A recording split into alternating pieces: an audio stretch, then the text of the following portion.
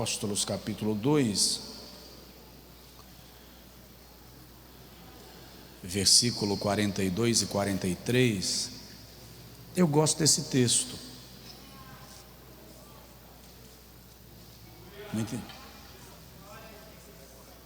Ah, verdade, obrigado. Fecha a Bíblia, tira da tela, fecha a Bíblia e tira da tela. É bonito se eu tentar aqui a gente falar sem ler e eu errar, né?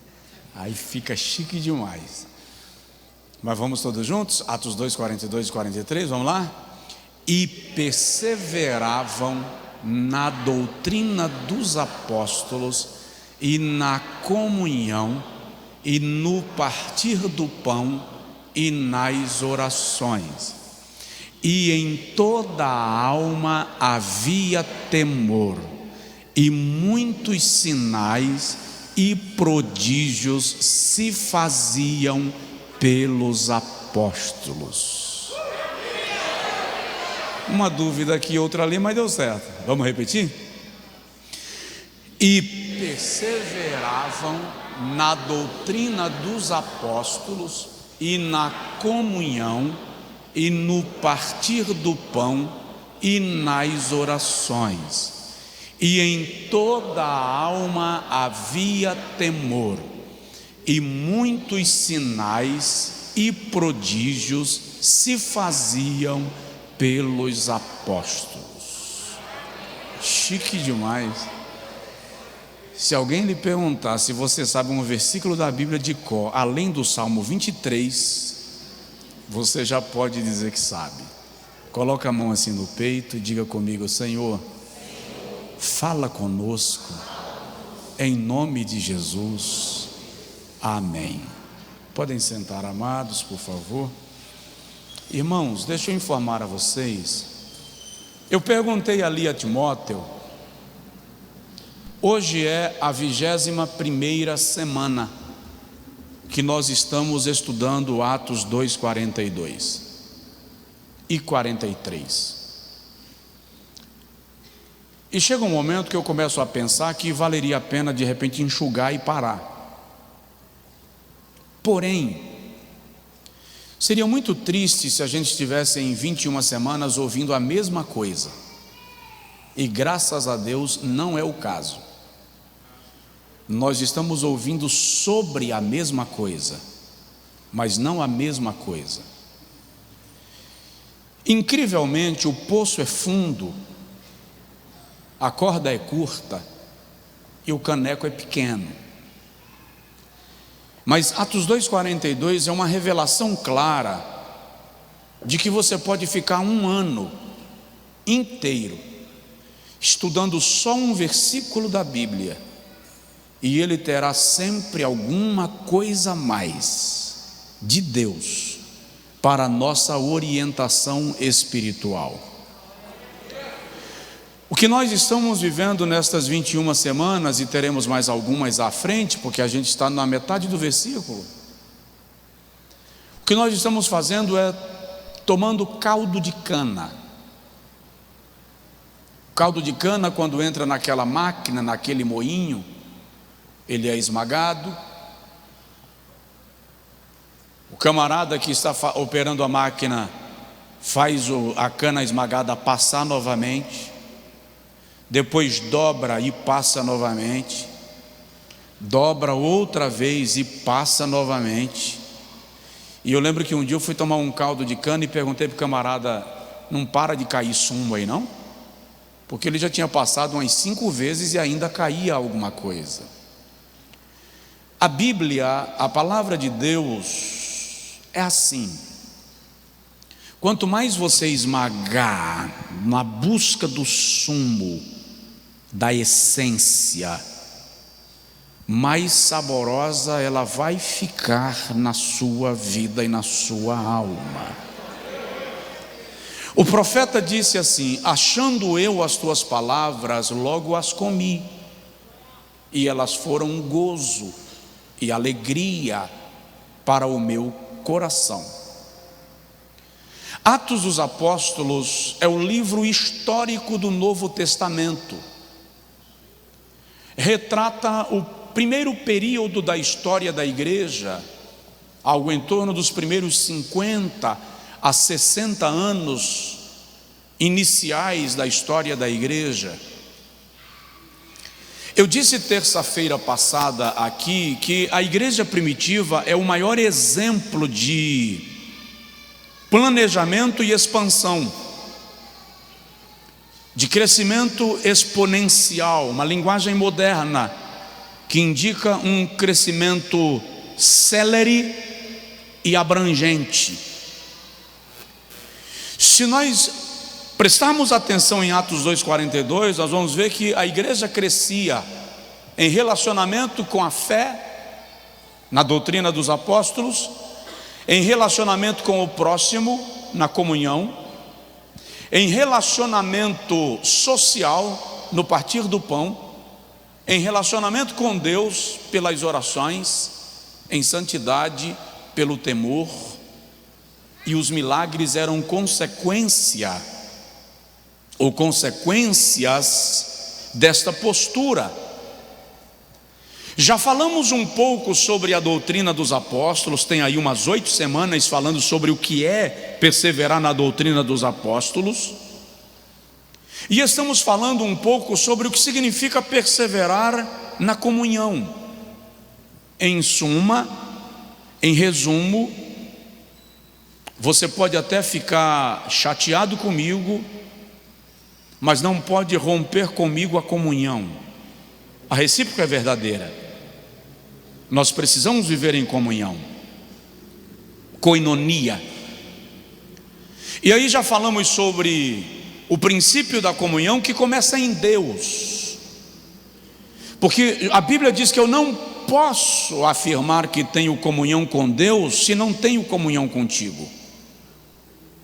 Eu não posso dizer que amo o meu irmão, que odeio o meu irmão, que amo a Deus, se odeio o meu irmão, diz a Bíblia. Porque se eu não amo aquele a quem vejo, o irmão, como poderei eu amar aquele a quem não vejo, Deus? Com esta expressão, João está dizendo que o meu irmão é a figura de Deus, ou que Deus se revela também através do meu irmão. É muito interessante lembrar que comunhão não é necessariamente estar perto. Eu posso ter comunhão com alguém sem estar perto deste alguém. Aliás, às vezes estamos perto e não temos comunhão. Então, comunhão está relacionado a ligamento. E é o que nós estamos estudando hoje. Começamos terça-feira passada falando sobre os fundamentos daquilo que Jesus chama de unidade. E Paulo confirma.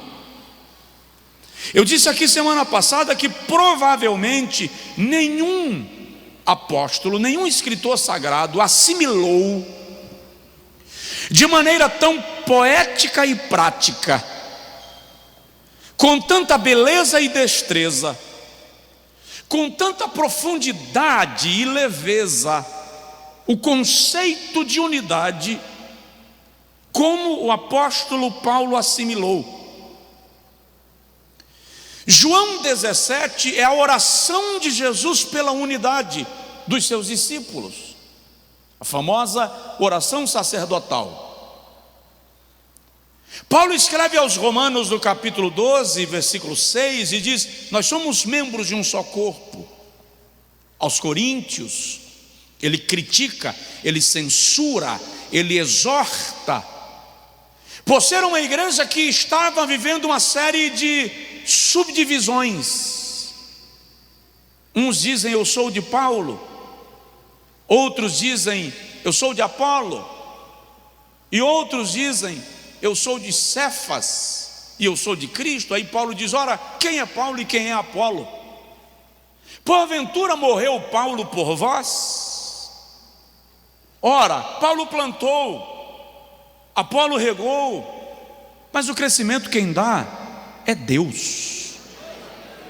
Então Paulo está nos ensinando que na unidade da fé, Jesus é o centro, Jesus é a causa, Jesus é a razão.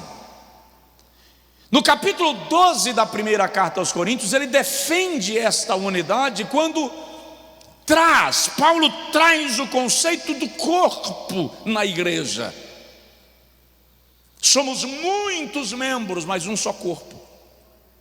Depois aos Filipenses, no capítulo 2, Paulo diz: ora, se há unidade do Espírito, se há conforto em Cristo, entranhas de misericórdia, afeto, rogo-vos que vivais em unidade. Já os Efésios, que a gente começou a estudar na semana passada, capítulo de número 4, versículo 3 ao versículo 6, o apóstolo Paulo começa a mostrar para nós, se nós vamos ficar aqui, segura sua Bíblia aberta aí nisso, por favor. O apóstolo Paulo começa a mostrar aos Efésios 4, versículo 3 ao 6, que assim como a divindade, assim como Deus é em unidade. Por que eu disse Deus é? Porque mais do que existir, Deus é. Existência está relacionado àquilo que está sob a linha do tempo. A existência está relacionado àquilo ou àquele que tem princípio e fim. E Deus está acima da linha do tempo. Portanto, Ele não existe, Ele é. Eu vou repetir para ver se você pelo menos dá um glória assim, com gosto de tição. Deus é. E é interessante que ele diz a Isaías assim, através de Isaías: ainda antes que o mundo existisse, eu sou.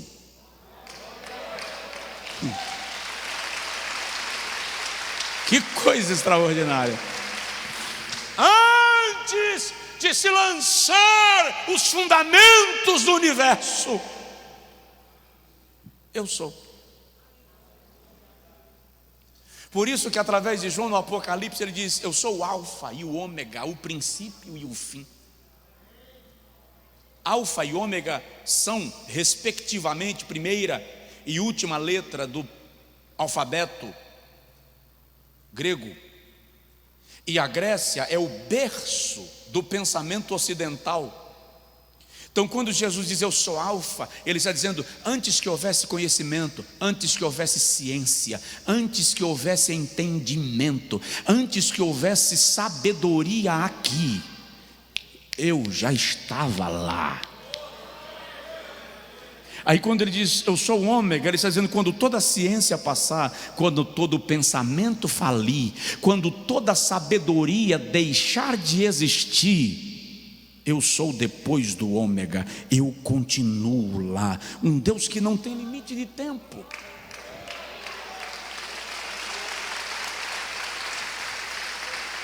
E Paulo aos Efésios está dizendo que Deus é em unidade.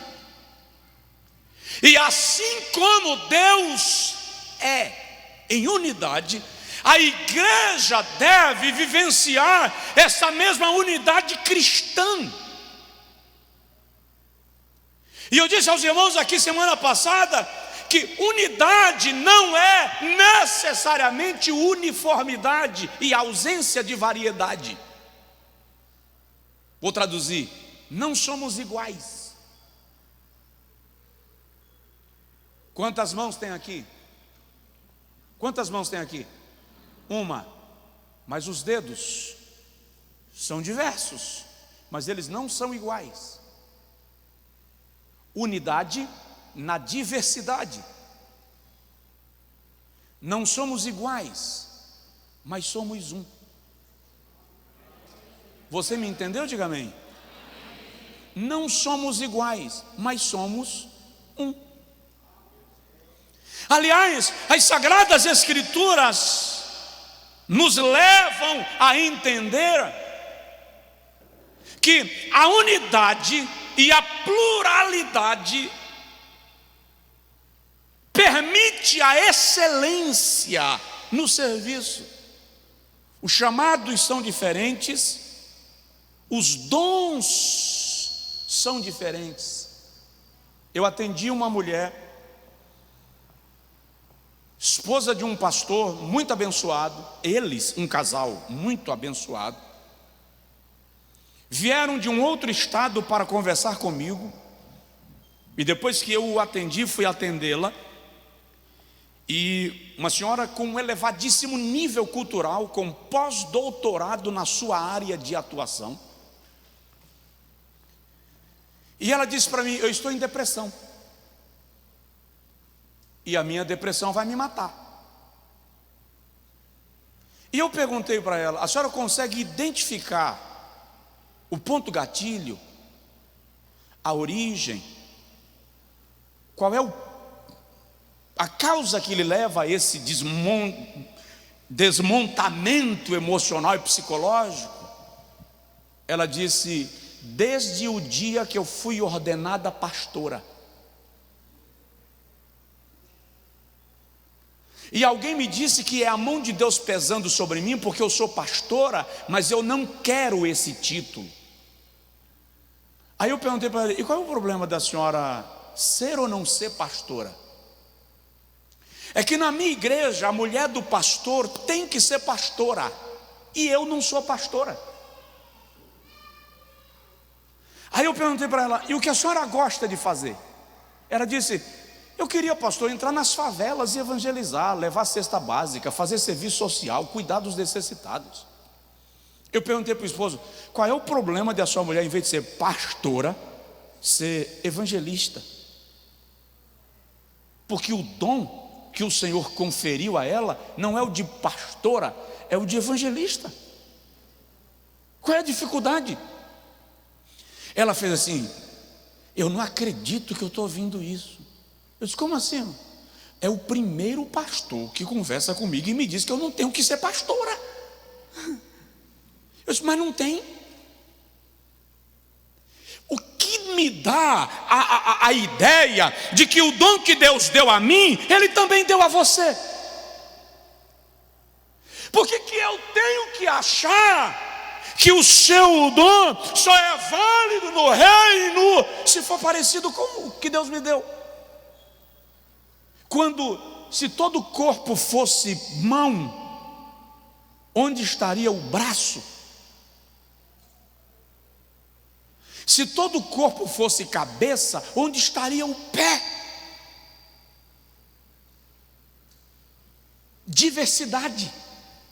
É isso que Paulo está analisando. O fato de Deus não te usar como Ele me usa, não significa que Ele não está te usando. Alguém aqui está me entendendo? Pelo amor de Jesus, diz que está, senão eu repito. Então Paulo está falando de unidade na diversidade. Há variedades de chamados, há variedades de dons. Aí Paulo diz: mas o Senhor é o mesmo. Eu tenho pastor aqui que não quer esse microfone nem por dinheiro.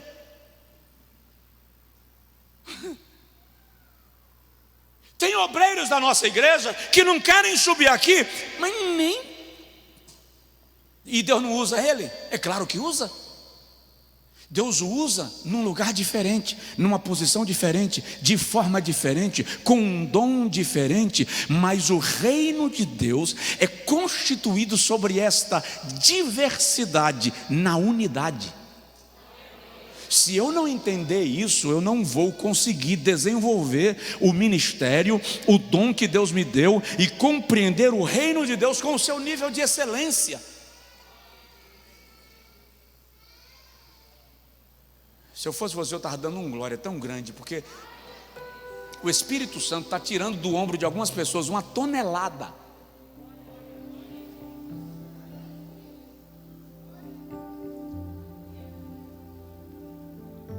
porque Deus não me usa como usa a irmã fulana? Porque a maneira de Deus usar você é diferente, e Ele tem um propósito. O que eu e você precisamos buscar entender, qual é o propósito de Deus na maneira como Ele trabalha na minha vida. O que Deus quer me levar a experimentar. Aí nós estudamos aqui semana passada, quando Paulo diz em Efésios 4:4, um só corpo. A figura mais extraordinária que Paulo usa para falar da igreja é um só corpo. Não vou repetir, falei terça-feira passada. Depois você assiste, ouve, relembra. Somos um corpo. Diga comigo, somos um corpo. Diga comigo, não somos iguais, mas somos um corpo.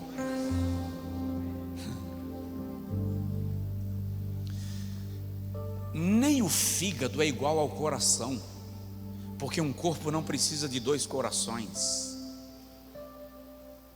só precisa de um.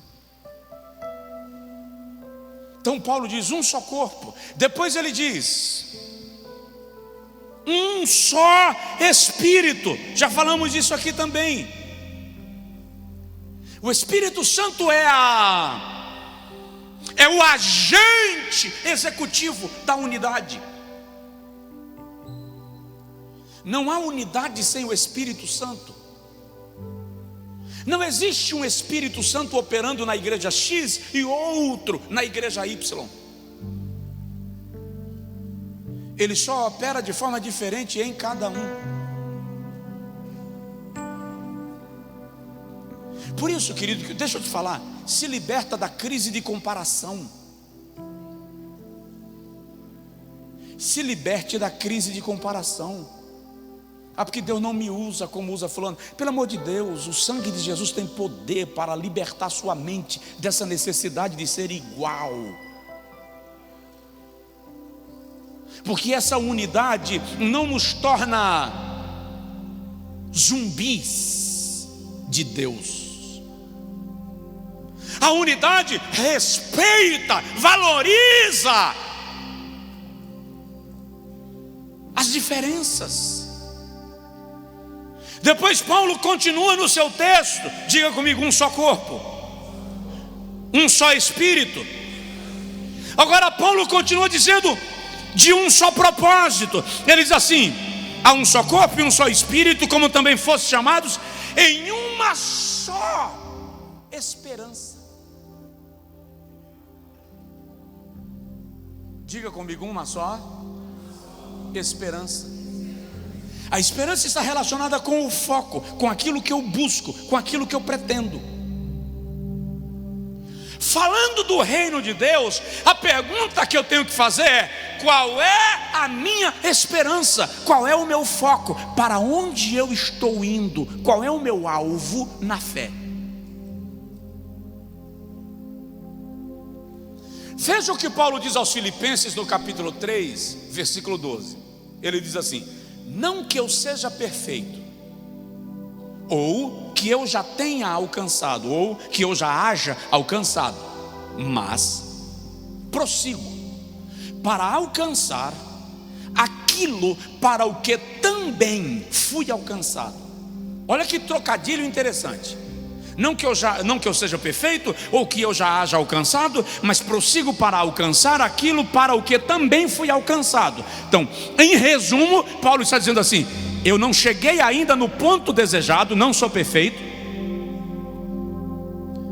não alcancei ainda a meta, mas estou prosseguindo. Para quê? Para onde? Estou prosseguindo para alcançar. Alcançar o quê? Aquilo para o que eu fui alcançado. Paulo está dizendo: eu fui alcançado com um propósito. Quando Deus te alcançou, Ele tinha uma meta para você. Eu e você fomos alcançados para um propósito, de modo que o que importa não é ser usado por Deus como o irmão fulano é usado. O que importa é alcançar o propósito para o qual Deus me alcançou. E quando Paulo fala dessa esperança, ele está dizendo que a nossa fé se baseia no fato de que a obra redentora de Cristo veio anular o poder do pecado sobre nós. Então eu vivo na esperança de que toda força do pecado não operará domínio sobre a minha vida. Romanos 6,14. O pecado não tem mais domínio sobre vós. Diga comigo: eu não sou mais escravo. Então eu não estou sob domínio. E a nossa esperança, na linguagem bíblica, tem um aspecto escatológico. O apóstolo Pedro nos diz na segunda epístola, capítulo 3, versículo 13, que nós, segundo a promessa de Deus, aguardamos novos céus e nova terra. Presta atenção, a minha esperança não se resume ao aqui, não se resume ao agora. A minha esperança se estende ao futuro. Pelo amor de Deus, ninguém me entendeu. A minha esperança é transcendental. Ela não está presa e limitada às circunstâncias daqui. A minha esperança vai além do terrenal. Ou seja, dentro dessa perspectiva da esperança, eu tenho a esperança de que o pecado não me domina mais e que, ao valir a minha existência aqui, há uma promessa de vida eterna além do Rio Azul.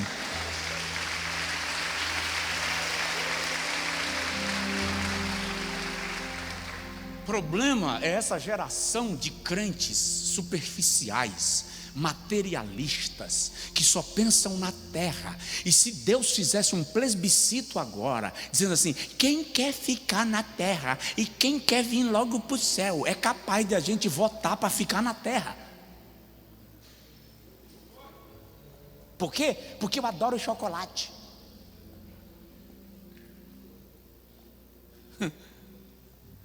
Aí Deus olha para nós e diz assim: ô lerdos, isso é como você convidar uma criança para ir para o Angico ou ir para os Alpes Suíços, e ela dizer assim: quero ir para o Angico. Por quê? Porque eu não conheço os Alpes Suíços, eu só conheço o Angico. Então minha referência de coisa boa é o Angico. Aí Deus está dizendo: o problema de vocês é que a referência de bom para vocês é essa vida terrena, sofrível, carregada de angústias. Mas eu quero que vocês entendam que além desta vida sofrível que vocês têm, há uma promessa que vai além do que vocês enxergam: novos céus, nova terra, onde habita a paz, a justiça, a alegria e o amor. Temos a mesma esperança. Só quem pretende descansar em Deus na eternidade e morar no céu, diga um amém, um glória, um aplauso, faz alguma coisa, mas mantenha viva a esperança de que Jesus vem. Todos os cristãos de todas as épocas creem na volta de Jesus.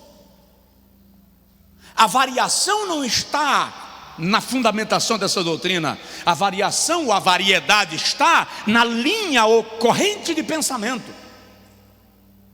Uns acreditam que Jesus volta antes da grande tribulação, outros acreditam que Jesus volta no meio da grande tribulação. Há quem acredite que Jesus só volta depois da grande tribulação. Há quem creia que a igreja vai migrar da grande tribulação para o milênio. Há quem creia que na verdade quando um crente morre, Jesus já está voltando para ele.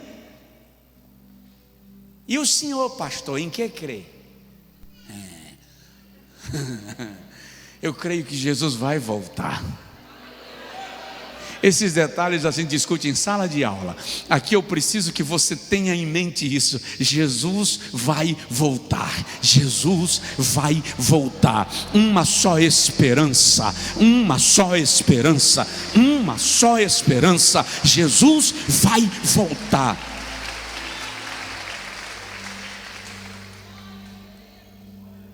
Vamos lá, olha Paulo.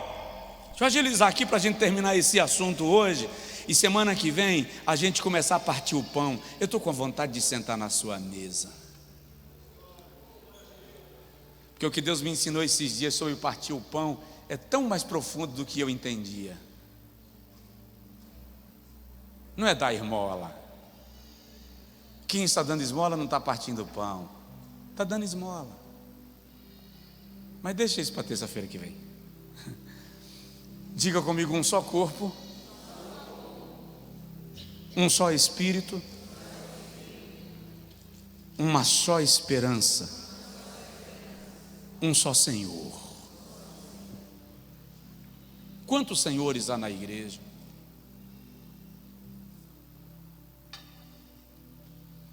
Quando Paulo diz um só Senhor, ele está declarando literalmente isso: só existe no universo uma fonte de autoridade.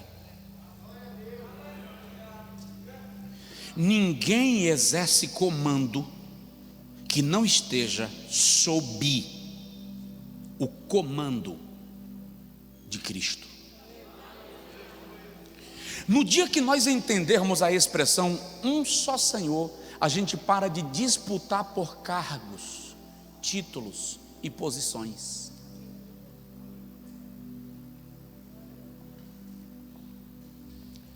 A Bíblia Sagrada não trabalha com a ideia dos títulos e posições. Vou esculambar. Deus não está nem aí para o título pelo qual nós estamos brigando. O que o Senhor nos deu foi ministérios, funções, dons, talentos. Deus trabalha com disposição e não com posição. Nós estávamos organizando semana passada a reestrutura da igreja em Salvador para a reinauguração. Tinha mais gente sem posição trabalhando do que gente com posição. Sim ou não, pastorzinho? Tinha mais gente com disposição do que gente com posição. Porque o reino de Deus... Aí alguém chegou assim para mim e falou assim: está vendo aí? Os pastores deveriam estar aqui. Tem hora que me dá uma raiva. Aí eu assim, cheio de raiva, fiz assim: é verdade, eles deveriam estar. Mas como eles não estão, existem alguns sem a credencial que vieram. Isso é reino, isso é o reino de Deus. O princípio de autoridade vai nos levar a entender a ideia de Paulo, um só Senhor, vai nos fazer perceber que Cristo é o cabeça. E debaixo dele, Efésios 1, 18 a 23, debaixo dele, sob seu comando está todo domínio, poder, governo e autoridade nos céus e na terra. Por isso Paulo diz: um só Senhor, não há ninguém acima dele. Olha o que ele diz aos Filipenses no capítulo 2, versículo 5 até o versículo 11: de modo que haja em vós o mesmo sentimento que houve também em Cristo Jesus, que, sendo em forma de Deus, não teve por usurpação ser igual a Deus, mas esvaziou-se a si mesmo, assumindo a forma de homem, e achado na forma humana, tomou a posição de servo, sendo obediente até a morte, e morte de cruz.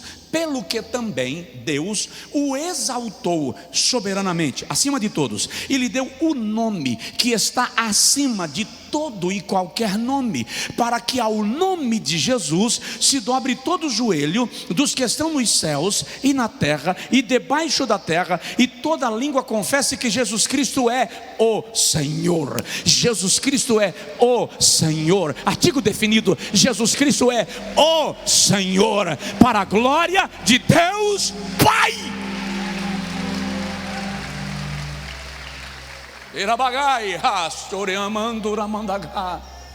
Não há senhorio além dele, não há senhorio paralelo a ele, não há autoridade que se compare à dele. Um só Senhor.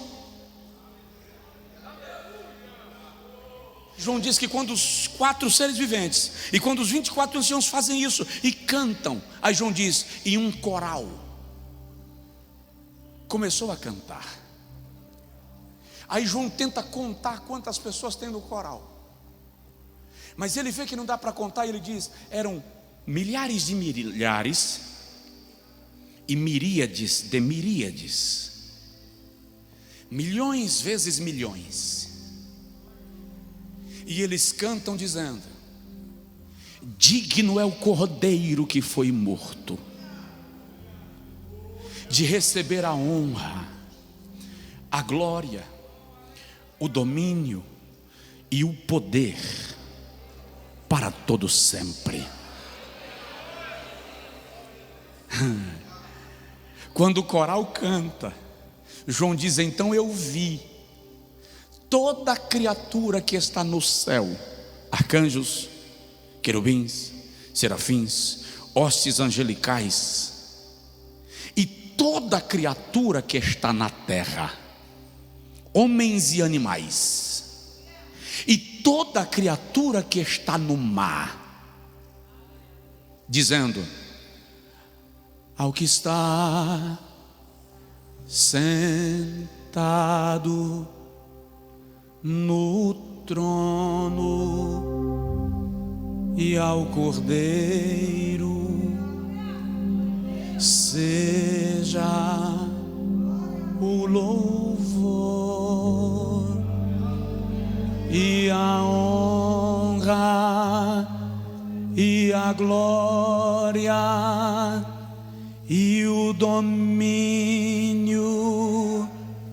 pelos séculos dos séculos. Amém.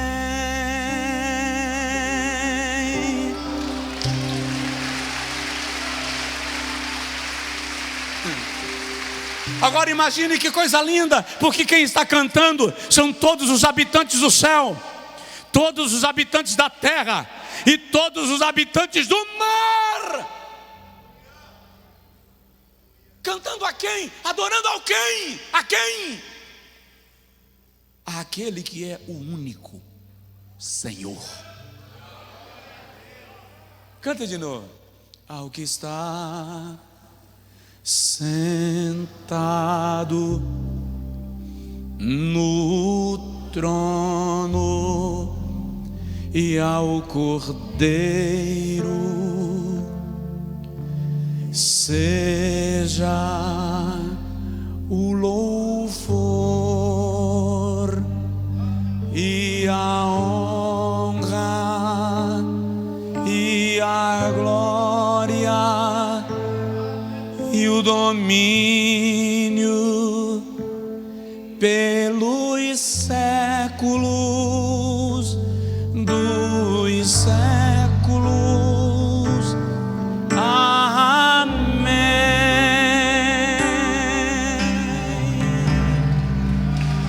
Um só Senhor, um só Senhor.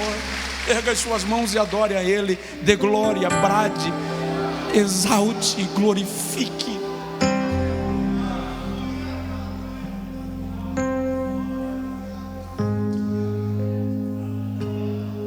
Fica de pé, por favor. Um só Senhor. Aleluia.